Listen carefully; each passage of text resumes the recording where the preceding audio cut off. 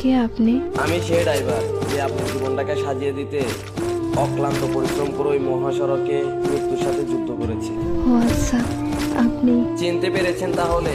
আমি তো ভাবছি চিনবেন না। ফোন দিয়েছেন কেন?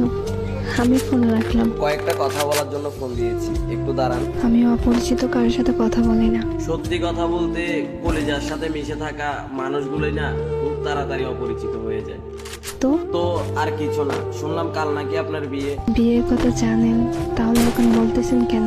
আসলে আমার কিছু ভাই কথাটা বিশ্বাস করতে পারিনি, তাই আপনার কাছ থেকে শোনার জন্য একটিবার ফোন দিয়েছি। ঠিকই শুনছেন, কাল আমার বিয়ে।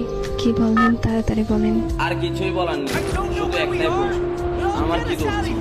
আমার ভালোবাসায় তো কোনো কমতি ছিল না।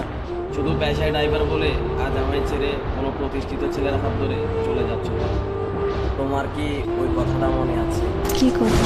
তোমায় না বলেছিলাম আমি পেশায় ড্রাইভার বলে কোনো একদিন আমায় ছেড়ে কোনো এক প্রতিষ্ঠিত ছেলের হাত ধরে চলে যাবা? সেদিন তুমি বলেছিলে কখনোই না। দেখছো, আজ আমার কথাটাই সত্যি হয়ে গেল। আরো বলেছিলাম যেদিন তুমি আমায় ছেড়ে চলে যাবা সেদিন ইচ্ছে করে পায়ের জোরে কদম করে দুনিয়াটা ছেড়ে দিবে। আর না হয় বেঁচে থাকলে জিন্দা লাশের মতো বেঁচে থাকবে। দেখেন, শুধু শুধু পাগলামি করেন না প্লিজ। আজ আমি সত্যিই ব্যস্ত। এই কথাটা ছিল যে আমার মধ্যে আমার মৃত্যুর কথাটা ছিল, তুমি আমাকে বলতেছো পাগলামি করো না।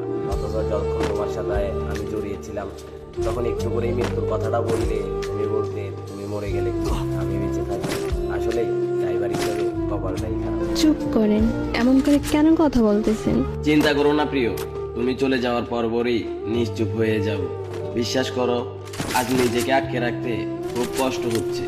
এখন তুমি কোথায় আছো বলো না, প্লিজ বলো কোথায় আছো তুমি। বলবো না, বলে আর লাভ কি? জমের হাত থেকে কি আমায় ফিরাতে পারবে তুমি? মরে যাওয়ার আগে একটা কথা বলে যাই তোমায়, বলো তুমি। নিজের থেকেও বেশি ভালোবাসতাম তোমায়। তোমায় নিয়ে আমার অনেক স্বপ্ন ছিল, তোমার কোলে মাথা রেখে ঘুমাবো।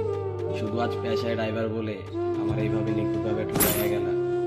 চলে যাচ্ছি, আর কখনো আসবো না। কোথায় যাবা তুমি?